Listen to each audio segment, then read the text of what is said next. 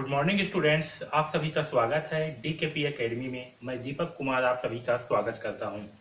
आज के इस वीडियो में हम द्विघातीय समीकरण को कैसे हल किया जाता है इसे समझेंगे। ओके, तो देखिए द्विघातीय समीकरण को हल करना इसका मतलब क्या है। तो द्विघातीय समीकरण को हल करना इसका मतलब ये है कि हमें इस द्विघातीय समीकरण में क्या होता है। द्विघातीय समीकरण में केवल एक चर का उपयोग किया जाता है ना। मतलब कोई भी समीकरण है तो इसमें क्या होगा, द्विघातीय समीकरण में कोई एक चर का उपयोग किया जाएगा और उसकी घात क्या होगी, 2 होगी। तो हमें क्या करना है, इस जो समीकरण है इसमें जो चर संख्या है यानी कि x है उसका मान को ज्ञात करना ही आपको क्या कहलाता है, समीकरण का हल करना कहलाता है। यानी कि हमें इस समीकरण का मान, मतलब इस जो चर संख्या इसका मान हमें ज्ञात करना है कि इसका मान क्या होगा, वही समीकरण का हल कहलाता है। ठीक है, तो आज के इस वीडियो में हम यही सीखने वाले हैं कि हम द्विघातीय समीकरण का हल कैसे करेंगे, यानी कि द्विघातीय समीकरण में जो चर संख्या है उसका मान हम कैसे ज्ञात करेंगे। ओके, तो देखिए सबसे पहला विधि, तो देखिए हमें क्या करना है, x का हमें मान निकालना है। तो हम x का मान कैसे भी निकाल सकते हैं। ओके, देखिए जैसे क्या दिया है, x का वर्ग माइनस 7x बराबर 0। तो हम यहाँ पास क्या कर सकते हैं, यहाँ पास देखिए यहाँ पास से हम क्या कर सकते हैं, कॉमन निकाल सकते हैं, है ना। इसमें क्या है, 2x है, इसमें 1x है। ओके, तो हम क्या कर सकते हैं, यहाँ से कॉमन निकाल सकते हैं। देखिए अगर यहाँ से 1x को बाहर निकाल लेंगे तो यहाँ क्या प्राप्त होगा, हमें 1x प्राप्त होगा अंदर में माइनस 7 बराबर 0, है ना, ऐसे प्राप्त होगा। और यहाँ से हमें x का मान प्राप्त हो जाएंगे। x का मान क्या होगा, एक x का मान 0 होगा और एक x माइनस 7 बराबर 0 होगा। तो यहाँ से x का मान आएगा 7। ठीक, तो यहाँ पर हम x का 2 मान प्राप्त हुआ, एक तो x बराबर 0 और एक x बराबर 7। ओके, तो हम x का मान कैसे भी करके निकाल सकते हैं, हम वहां से कॉमन करके निकाल सकते हैं। ठीक है, तो ये आपका पहला विधि है। अगर केवल 2 ही दिया हुआ है, 2 मान दिया हुआ है, तो हम वहां से कॉमन निकाल करके x का मान ज्ञात कर सकते हैं कुछ इस प्रकार से। ठीक है, तो ये आपका पहला विधि है। इसमें x का मान क्या प्राप्त हुआ, हमें 0 प्राप्त हुआ और एक x का मान 7 प्राप्त हुआ है। ओके, अब दूसरा विधि देखते हैं। दूसरा विधि है सर्व समीकरण का प्रयोग करके। ओके, तो हम सर्व समीकरण का प्रयोग करके समीकरण को कैसे हल करते हैं वो समझेंगे। ठीक है, ओके, तो देखिए यहाँ पर दिया है x की घात 2 माइनस 20 की घात 2। ओके, तो अगर इस प्रकार से कोई आपको द्विघात समीकरण दिया हुआ है जहां से हम सर्व समीकरण के उपयोग से हल कर सकते हैं, तो हम उससे भी हल करेंगे। जैसे देखिए यहाँ पास इसे हम a का वर्ग माइनस b का वर्ग इस सर्व समीकरण के सहायता से हल कर सकते हैं। देखिए a का वर्ग माइनस b का वर्ग का मान क्या होता है, इसका मान होता है a प्लस बी और a माइनस बी। ओके, तो देखिए यहाँ पास a का वर्ग क्या होगा आपका x का वर्ग और b का वर्ग क्या होगा आपका 20 का वर्ग। ओके, तो इसे हम क्या लिख सकते हैं, a का वर्ग है आपका, यहाँ पर क्या है b का वर्ग, तो इसे हम क्या लिख सकते हैं, a plus B a minus B. तो देखिए a प्लस बी करने पर क्या होगा, x प्लस 20 और x माइनस 20 बराबर 0, है ना। तो यहाँ से होगा x प्लस 20 बराबर 0। ओके, तो यहाँ से अगर हम x का मान निकालेंगे तो हमें क्या प्राप्त होगा, x बराबर माइनस 20। ओके, और देखिए यहाँ पास एक दूसरा वैल्यू है, क्या है, x माइनस 20 बराबर 0। यहाँ से हम x का मान निकालेंगे तो हमें क्या प्राप्त होगा, 20, क्योंकि पक्षांतर करने पर क्या होगा, ऋण धन हो जाएगा। तो यहाँ से x का मान प्राप्त होगा हमें 20।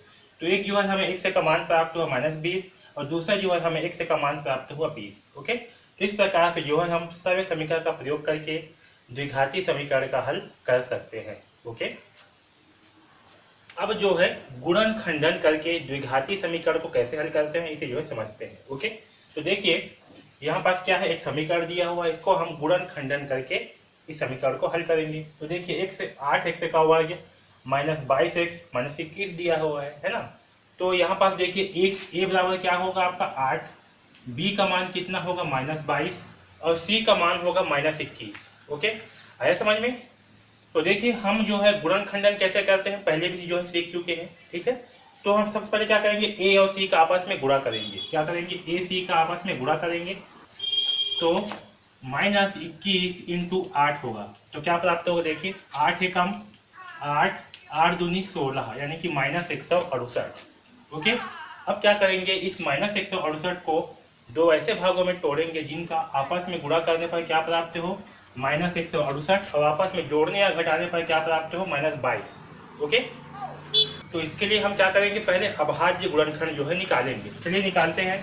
तो यहाँ होगा 2 8 16, 2 चौका 8, 2 चौका 8, 2 दूनी 4, 2 दूनी 4, 2 एकम 2, 3 सत्ते 21 और 7 एकम 7। ओके, तो हमें जो है क्या प्राप्त हुआ, 2 into 2 into 2 into 3 into 7। Okay, तो अब देखिए, अब हम जो है इस अभाज्य गुणनखंड को कैसे मैनेज करें कि हमें आपस में जोड़ने या घटाने पर -22 प्राप्त हो और आपस में गुणा करने से जो है हमें 168 प्राप्त हो। ओके, तो देखिए, अगर हम इसे जो है 7 दूनी 14, 14 दूनी 28 करें, ठीक है, 28 और -28 और 3 दूनी 6 करें +6।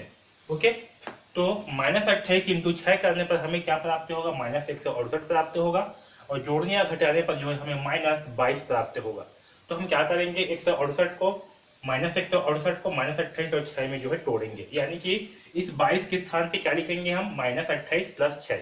ओके, तो चलिए हल करते हैं। 8 x की घात 2 माइनस नहीं होगा, यहाँ पर क्या हो जाएगा, हाँ, हम क्या करेंगे, इस -22 की जगह पे जो है हम इसे लिखेंगे। तो यहाँ होगा प्लस और यहाँ लिखेंगे -28 + 6 x - 21 = 0। ओके, अब इसे हल करते हैं तो क्या होगा, 8 x की घात 2, यहाँ क्या है धन, यहाँ क्या है ऋण, x इंटू -28 तो क्या होगा, -28 x प्लस 6 इंटू x तो होगा 6x।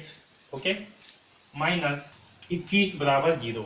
ओके, अब जो है इन दोनों में से कॉमन निकालेंगे, वैसे इन दोनों में भी कॉमन निकालेंगे। ठीक है, तो यहाँ पर देखिए, यहाँ से क्या कॉमन आएगा, यहाँ से जो है हम क्या कॉमन निकाल सकते हैं। तो देखिए, इस 8 को हम लिख सकते हैं 2 इंटू 4 और x इंटू एक्स लिख सकते हैं।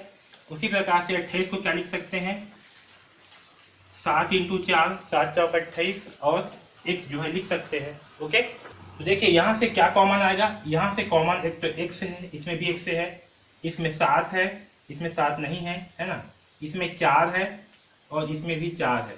तो 4 और x से क्या होगा, यहाँ से कॉमन आ जाएगा, तो यहाँ से करेंगे 4x को कॉमन। ओके, तो जब यहाँ से 4x को कॉमन निकालेंगे तो हमें क्या प्राप्त होगा, 2 इंटू एक्स, यानी कि 2x प्लस यहाँ क्या बचा है 7। ठीक है, आया समझ में। अब यहाँ क्या है, 6x - 21, इसे हम क्या लिख सकते हैं, इस 6x - 21 को हम लिख सकते हैं 2 इंटू 3 इंटू एक्स। ओके, और इस 21 को जो है लिख सकते हैं 7 इंटू 3।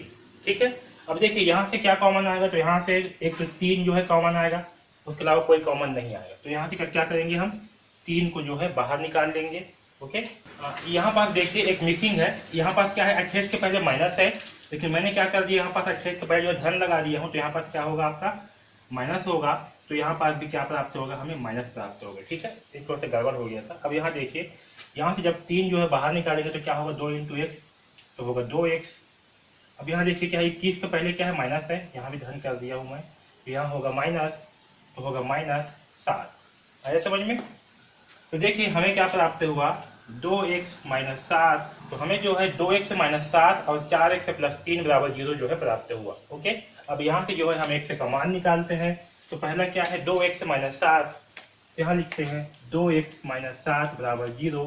यहाँ से x का मान क्या होगा, तो यहाँ से होगा 2x = 7। ओके, 7 को इधर पक्षांतर कर देगा तो क्या हो जाएगा, ये जो है आपका धन में हो जाएगा, और यहाँ से x का मान होगा 7/2, क्योंकि 2 के यहाँ पास पक्षांतर करेंगे तो x का मान आएगा 7/2। ओके, इसी प्रकार से यहाँ पर क्या है, दूसरा मान 4x + 3, तो यहाँ होगा 4x + 3 = 0, और यहाँ से 4x के बराबर होगा -3। यहाँ से जो है 4 को नीचे पक्षांतर करेंगे तो यहाँ होगा -3/4। तो हमें जो है x का 2 मान प्राप्त होगा। पहला मान x = 7/2 और दूसरा मान होगा x = -3/4। ओके, तो इस प्रकार से जो है हम गुणनखंडन की सहायता से द्विघाती समीकरण को हल करेंगे। ओके, आया समझ में। तो इस वीडियो में बस इतना ही। DKP एकेडमी से जुड़ने के लिए धन्यवाद।